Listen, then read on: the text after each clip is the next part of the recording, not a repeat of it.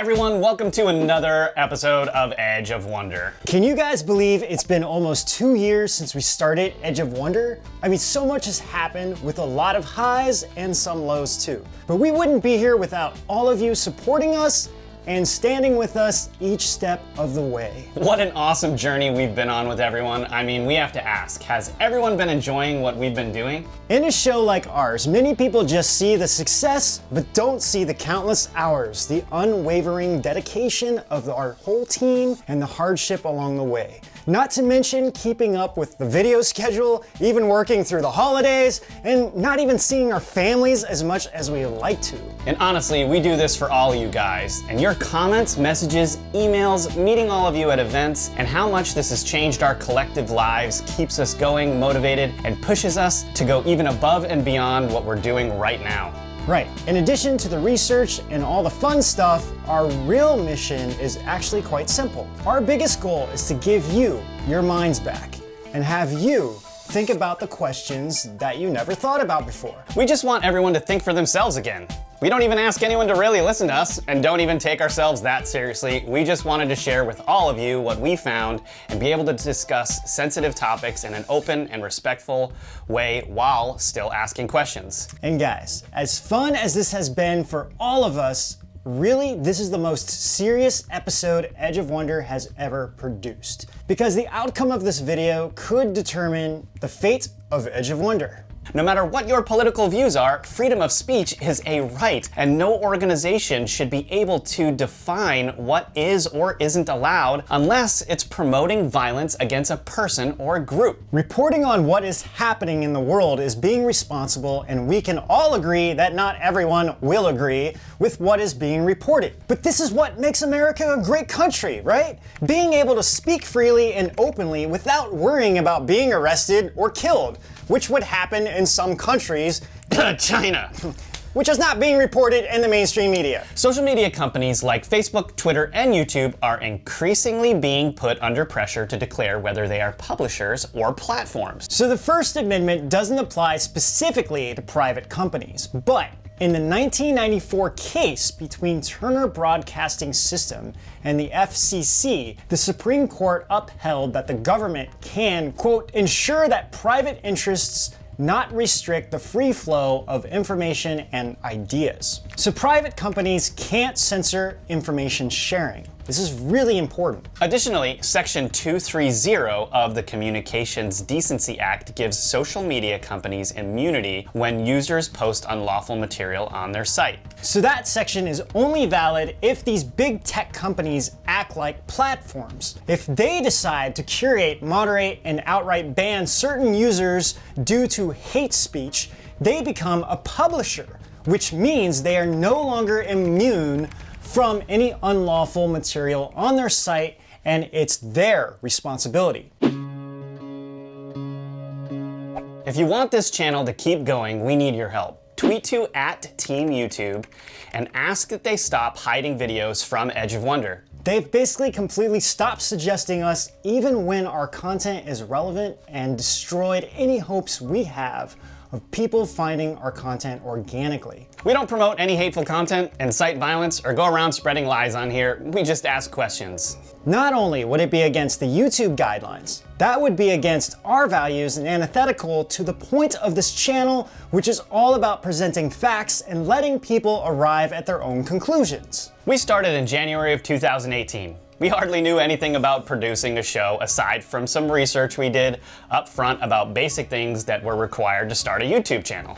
However, we did have some friends who have successful channels. That helped a little bit. So, with a relatively innocent intent to explore the human body, life, and the universe, and ask those questions with all of you, we began. In a year, we had acquired just under 300,000 subscribers. Not too shabby for a couple dudes that knew little about what we're doing and simply had a heart to tell the truth. However, in 2019, things took a very dramatic turn for us. As everyone knows, in January, YouTube published a notice on its official page stating it would start taking a closer look at how it can reduce the spread of content that, quote, comes close to, but doesn't quite cross the line of violating its rules. Like whatever that means. Yeah.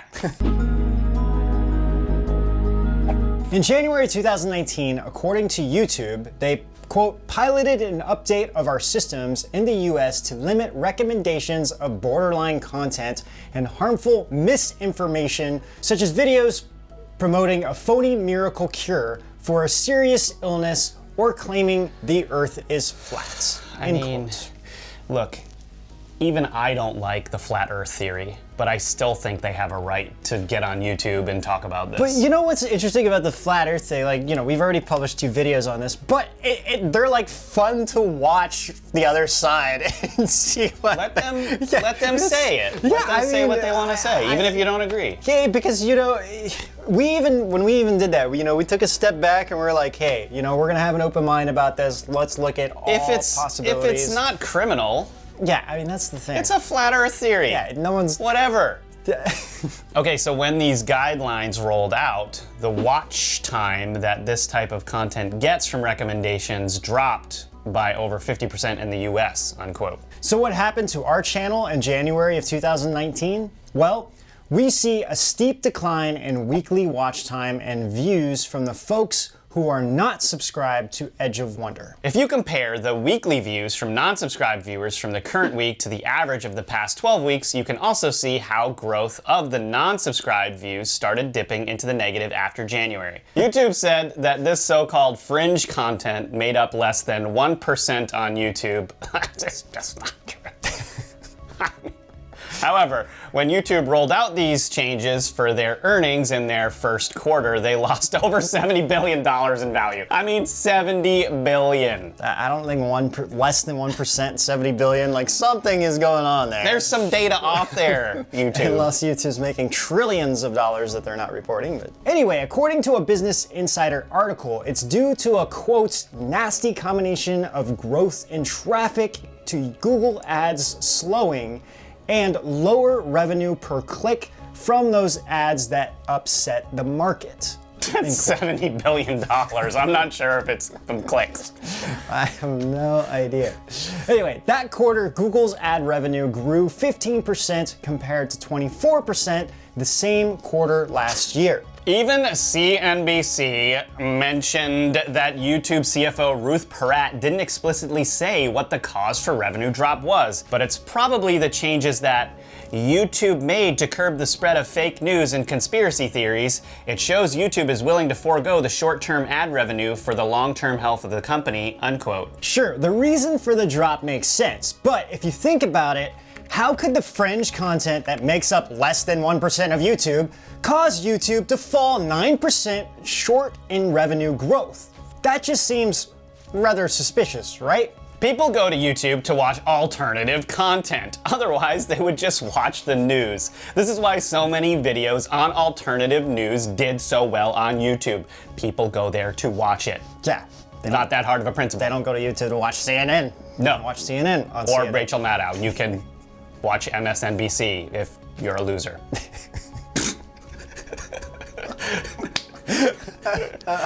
All right. Now, YouTube is pushing all the mainstream media channels on the top searches of pretty much everything, and people are disliking the videos and complaining in the comments. I mean, you can tell when you go to the videos and actually read the comments yourselves. So coming back to our channel, we spent 2019 at about 370,000 subscribers. We've received countless emails and messages from people saying they've been unsubscribed from our channel. In fact, for every 2,000 subs we gained, YouTube unsubscribes 1,900 random accounts. Also, it was never like this in the past.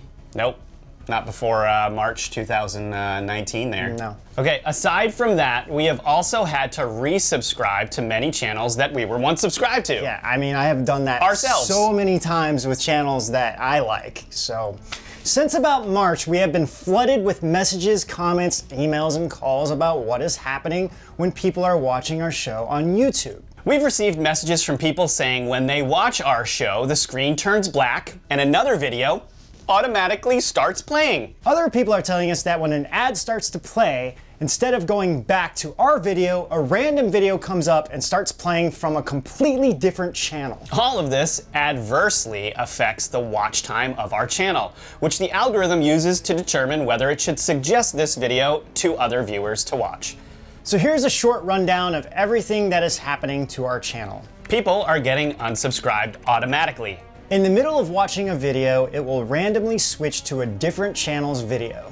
People are not being notified when a new video goes up. YouTube is not telling subscribers which videos they watched previously on our channel, as if the view count is not being tallied. Our videos are not showing up in people's suggested section, which was what was allowing people to find Edge of Wonder in the first place. We are blacklisted on the search. You have to type in Edge of Wonder to find us. If you type in Edge, it used to autofill with Of Wonder, but it no longer does this. While watching a live video, some users are being kicked off or the screen goes black. Our revenue went down to 1/16 of what it used to be. Now most of it is through donations. Some videos have stayed the same view count for months when we know for a fact people are watching them. YouTube is demonetizing old videos without telling us. Also, our lives are no longer showing up on people's homepage of YouTube at all, whatsoever. This happens on my personal account that I use to watch Edge of Wonder. Okay, in the fall of 2018, we were seeing our videos being promoted because people were watching our videos all the way through and then would go on to watch more on our channel. YouTube even branded us as an entertainment TV series, which means they regarded it as higher quality content. Just prior to hosting Dimensions of Disclosure in August, numerous hit pieces were published by NBC about us. We were also featured on Rachel Maddow, who attempted to create a conspiracy theory about us and our relationship with the Epoch Times. You mean the relationship we don't have with the Epoch Times? Yeah. It was a shameful and very irresponsible series of news reporting that not only targeted us and our previous employer, the Epoch Times, but also tried to frame a completely innocent meditation practice, Falun Gong, as being somehow behind it all. To recap, Falun Dafa or Falun Gong is just a meditation practice based on truthfulness, compassion, tolerance that the Chinese Communist Party persecutes horribly. Millions and millions of people have been persecuted by this regime. These news pieces by NBC gave China everything it needed to continue this persecution, which is just horrible. And if you don't understand how serious this persecution is, you can watch the documentary Letter from Masanja, which is just one story of how all of this works. We would highly recommend watching that if you haven't. These stories aren't just something we're making up. You're free to go research these things yourselves, as we have. And in the future, these things will come to light and everyone will have to deal with what side they were on. So the question remains, what is happening to the algorithm, to us, and to other channels surfacing the truth on YouTube?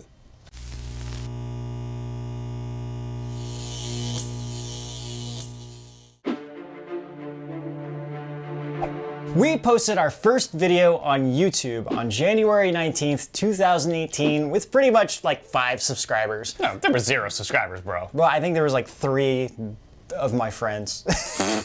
That was about it. Some dedicated fans, man. Yeah. They were like, I'll just like it just to help you. I'm a fan of Ben. Yeah, so it was like 3 or 10 or so. We did our best to grow the channel by testing and adjusting our channel to please the algorithm. It started off very slow as we only gained 1,000 subs within the first month, mostly our friends on Facebook. Actually, I remember when we hit 120 subs, it went back down to 75. Oh, that's right. That was so frustrating. It took so long to get to 120 subs. Yeah, I feel like my friends abandoned me. Yeah.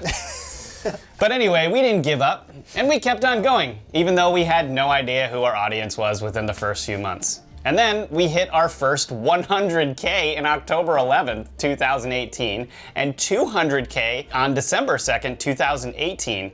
300K then came in February of 2019. During our growth, we added 33 to 67K subscribers per month, and not too shabby. Yeah. Let's just say we added 30 to 50,000 subscribers per month to be a little more conservative. If we continue to grow at that pace, after March 2019, we would be at 540,000 subs at the end of October 2019. And honestly, that is a conservative number. Plus, we were doing our lives once about every 2 months to celebrate another like 50,000 subs. Like it was every 100,000 we were going live. It was every couple of months. It was every like 2 months we were doing that. I mean, and now here we are at a modest 380K. Thanks, YouTube. So we're not seeing the subscriber growth as we used to. In fact, it's been flat pretty much for most of the year now. So what is borderline content and harmful misinformation? If you ask people on the street, you will get all kinds of answers. YouTube's answer wasn't much help either. In a YouTube blog post, it's left curiously vague, which allows the lawmakers and civil society around the globe to define what is borderline. So how does YouTube find borderline content? Through a combination of machine learning and in manual review. So some duder on the other side of a screen is basically dictating what happens to the lives of those involved in Edge of Wonder. Yes. Not cool. Or an algorithm that Right. was created. So a lot of conservative channels are being attacked too, which don't promote violence, racism, sexual harassment, or anything else that would be considered borderline. We don't think of ourselves being on the left or the right, but people on the left may think this censorship is a good thing since it's happening to a lot of conservative type channels. But speaking purely of the LGBT communities, they may not be censored in the US, but in most countries, YouTube and Google are censoring content that is promoting LGBT rights, and no mainstream media or big left-leaning LGBT channels are even mentioning this. YouTuber Nerd City made a video in September 2019 called YouTube's Biggest Lie about how certain keywords related to LGBT content are banned words. In this video, Nerd City highlights how YouTube makes a huge effort to promote LGBT pride content, but the keywords and channels related to LGBT are banned. Right. That makes complete sense. Nerd City references the demonetization report where YouTuber CeeLo summarizes the findings after testing 15,000 keywords in which YouTube's bots decide if it will be monetized or not. We always encourage you to dig into it yourself, so please feel free to. LGBT channels who are speaking out against this are also being censored. If you looked up any trending topic or start fresh from incognito mode, you'll be met with what YouTube believes to be authoritative sources. In the past year, the media has gotten several notable stories wrong, such as the Covington kid, Jesse Smollett, as well as other hate crimes that police have found to be fabricated. Some issues related to Antifa is one example. Reporter Andy No documented an extensive list of articles published by some of the very same authoritative sources that YouTube promoted in the suggested videos and homepage. And it turns out, in many cases, independent researchers who aren't so quick to trust these self-reported, falsified hate crimes and sensationalize the news actually got the story right to begin with. And ironically, the authoritative voices, as dictated by YouTube, have often retracted statements or published follow-up articles that contradict their earlier article. Yeah, and they're not being punished by YouTube. However, the damage caused by these news sources is already done. The outrage has already been sparked. If more and more people see that these authoritative sources are no longer accurate, how can YouTube continue promoting these channels to millions of viewers as authoritative? So there are tons of channels that YouTube has to sort through. How does YouTube determine who is authoritative or not? Well, it's through a few metrics. There's a proprietary metric that YouTube uses to rank channels called the preference score, or P-score for short. There's a video from YouTube explaining this concept, which we'll link for you to check out. But the gist of it is that there are 5 traits used to calculate the P-score of a YouTube channel: popularity, platform, passion, protection, and production. YouTube published their video on April 10th, 2019, which means they must have rolled out the latest changes to P-score calculations prior to releasing the video. We also noticed that our channel experienced its second decline in March 2019. Could those changes to the P-score have been made then? And if so, is that a part of what's affecting our channel and the channels of countless YouTubers out there? A lot of folks on YouTube and Twitter have likened YouTube's proprietary P-score to China's social credit score. Every channel is assigned a black box score that's not seen or managed by the channel themselves, but it impacts their revenue or their livelihood in many cases. That is a huge deal. To sum this up, YouTube decides this score, not fans. And there's no way to influence this score because it's hidden. YouTube will not make these public. What about that MSNBC video showing up in the search results when you searched Edge of Wonder? YouTuber Optimus compared a list of the most popular YouTube channels and their P-scores. At the time that list was compiled, MSNBC sits at 956, which is up there with the other news networks, late night shows, and sports channels, PewDiePie and Joe Rogan. It was actually Optimus that first surfaced how anyone could find out a channel's P-score was by checking the code and the page source of any YouTube video. He partnered with BowBlocks, Josh Pescatori, Nicholas DeOrio, and investigated how P-score, as well as content label ratings that determines audience suitability, could be found through their HTML code. However, when we checked for our P-score a day after his video was released, YouTube already hid the ability to check your P-score or content label rating in the HTML code. And that is totally not cool, right? That's hiding stuff, people. Turns out the P-score are region-based or may change depending on which region you're in, which makes even less sense as YouTube is a frickin' international site. Many creators are frustrated, like us, because they don't have an opportunity to see what's going on with their channel because some of the changes enacted by YouTube affect their livelihood, especially if YouTube ad revenue is their sole stream of income. At least if the rules of how P-scores were calculated and how they affect the channel were clearly stated, creators could work hard to improve the score like one does for their credit score on their credit card. And if a person decides to take certain steps that would hurt their score, they're aware of it as well. We highly recommend taking a look at Optimus's original video, the hashtag What's P-score on Twitter, to catch the dialogue of what's going on down there. Linus's Tech Tips also covered it, so this topic is picking up steam. What we noticed was that some of these changes affected us in a dramatic way. We can't sit idly by anymore, and it seems that these changes have affected countless channels, and if we all speak out to let other viewers know, whether it's here on YouTube, Facebook, Instagram, Twitter, or whatever, they're gonna hear us. So we established that our channel experiences drop-offs in non-subscribed views, reach, and growth in subscriptions after YouTube rolled out the series of changes to the content guidelines. Many other channels have already mentioned that their own channels are being suppressed or not recommended anymore from notable channels like Secure Team 10, Blair White, and Steven Crowder, to many smaller channels. We looked at the changes that YouTube made, what borderline and authoritative content YouTube shows, and how YouTube treats the two vastly different. These changes affect all of us, and it's getting increasingly difficult to keep producing content when YouTube changes the rules every frickin' day. This is just one part of our series to expose censorship on YouTube. We'll have another part coming out that dives into some of the other channels affected by the censorship and demonetization. Most importantly, it's you, the viewers, that gets affected the most. Without monetization, many creators wouldn't regularly produce your favorite content.